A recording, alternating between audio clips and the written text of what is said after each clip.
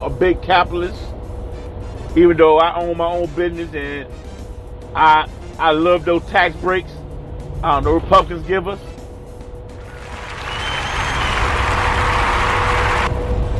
But I also believe in paying taxes to fund social programs.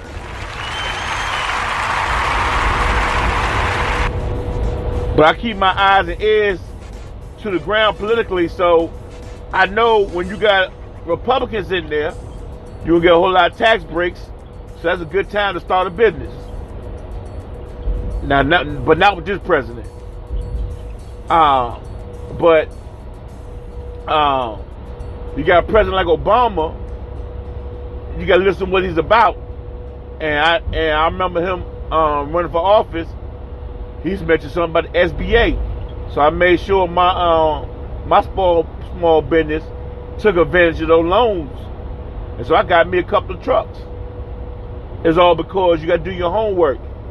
You got to know what's available.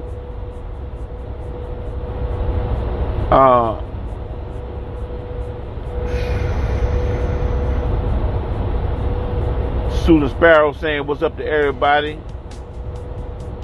Hey, we want to welcome Shelly Q, the author, into the building.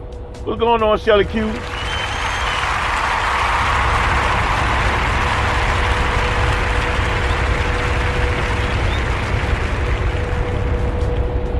Those of you who are new to the show, if you're into books, go to ShellyQWrites.com. She has 2 books on there. When My Morning Come and Through It All, you might like it. Shelly Q is spelled Shelly, of course, like it's spelled in her chat room, but Q is spelled K-E-W. ShellyQWrites.com. What's going on, Shelly? She said, which one of you Negroes done pissed them off? You missed it, Shelly. I was in the Posting the Paint yesterday. I was in Posting the Paint chat room last night, and Clay Davis had an OJ Abbey on. And his Abbey was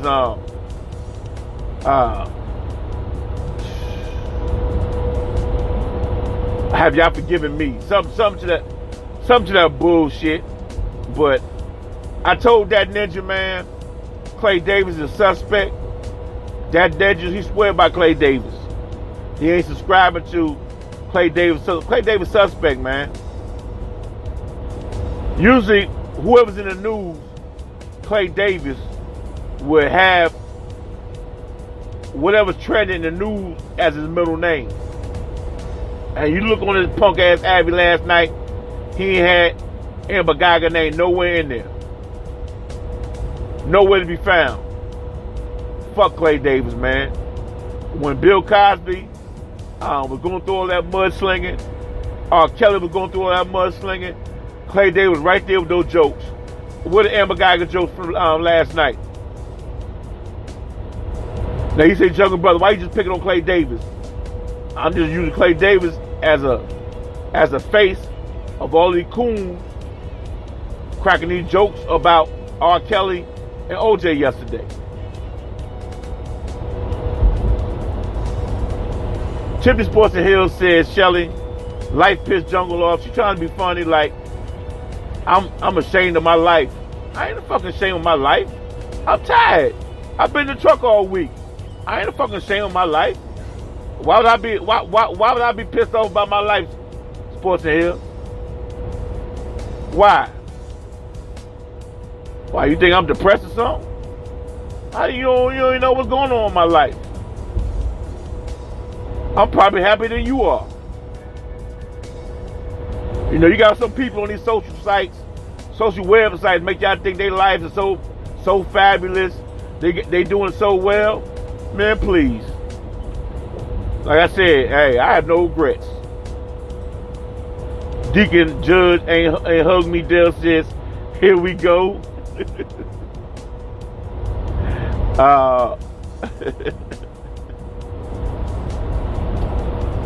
Angry Black Man says, no one cuzzo. He fired up from the trilogy of funky bitches from yesterday's Posting in the Paint.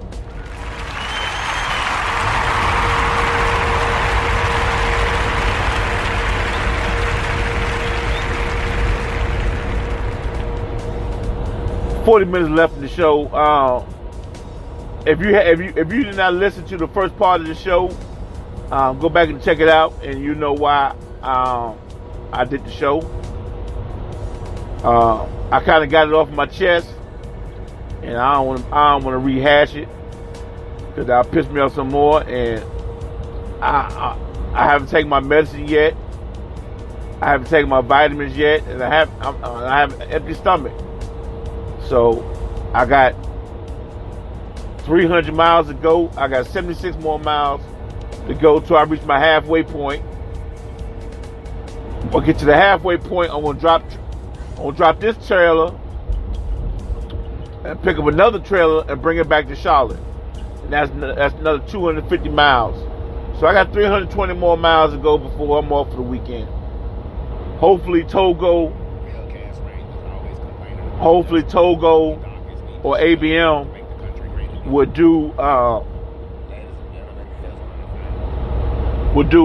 Weekend Warrior show. If not this weekend, definitely next weekend, or in time for the Florida-Georgia game.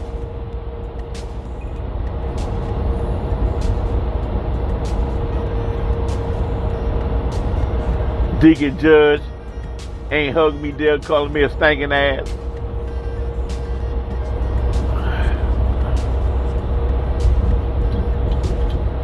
Shelly Q says Sundays. Shelly Q says Sundays.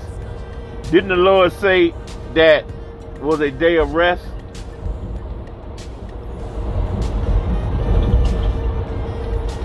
And a day of rest for me. I lost $50,000 last year, man. So, man, I've been working. I've been working when I can.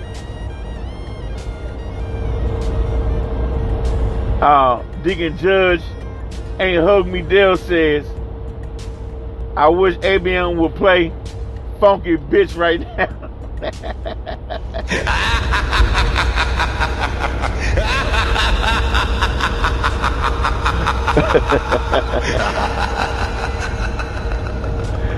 Oh, man. Oh, man. Gary G. Money Jr. in the chat room, he says, black folks don't have to care about local voting because their local politicians work for the rich anyway. The views of Gary G. Money Jr. don't necessarily reflect the views of real Cast Rangers.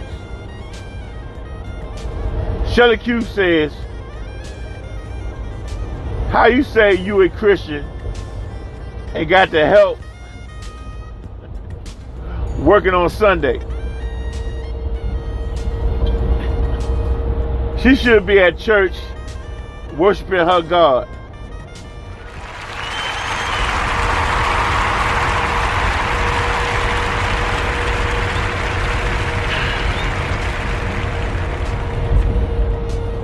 Now, Shelly, how you know she ain't doing both?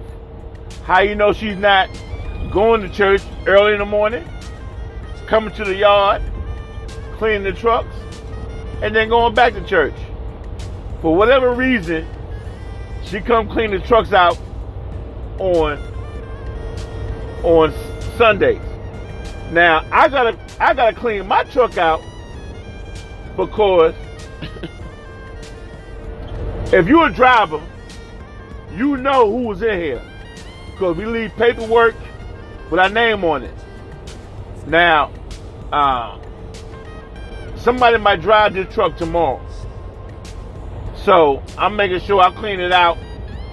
I don't want nobody saying Jungle Brother a funky motherfucker. That's why when I get back on the yard, I got my Febreze, I got my Clorox wipes. I'll have the truck smelling nice. It smells like ass right now.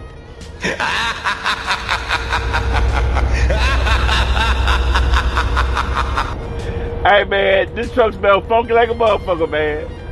My breath kicking, my ass reeking. I smell like sweaty nuts.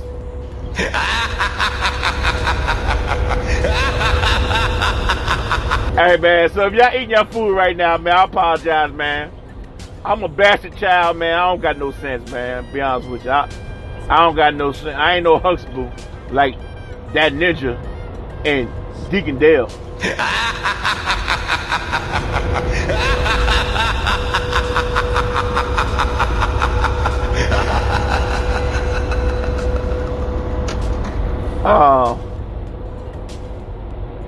I was talking to that ninja the other day, and he said something. He said, I watched my mother and father. Me and him was talking about something, right? And he said, I watched my mother and father do. That's how I do it. And I said to myself, man, I don't got no daddy. So just imagine how my life would be if I could watch somebody else do something. So I learned everything I had to learn through trial and error, because I ain't had my daddy in my life. But hey, man, if you got dad in your life, man, hey, man, you got a head start on a whole bunch of other kids, man. There's a whole lot of kids and they have a dad in their life, man. And the shit I learned when I was 35, I could have learned when I was 18, because I would have had a grown man who teach me his life lessons. But I ain't had no grown man at home to say, Jungle Brother, you going out on a date? Yeah. Well, take her this. This what you do. I ain't know none of that. So, man, I was a teenager. I used to pull some pretty girls. But I ain't had no problem pulling them. I had problems keeping them. Like I said, I ain't meet Buttercup till I was in my mid-30s. So by the time I met Buttercup, I knew how to treat her. But before Buttercup, it was a whole bunch of dimes or whatever I was with that I didn't know how to take care of. Because I ain't had an old man at home and say, yo, man, this is how you close the deal. Okay, your jokes, you got them laughing, you got the date. This how you take the next step. I ain't had that teaching. So I was talking to that nigga on the phone the other day. He said something about he watched his parents do it. And I was like, that's a head start right there. Most kids don't, like me, never had.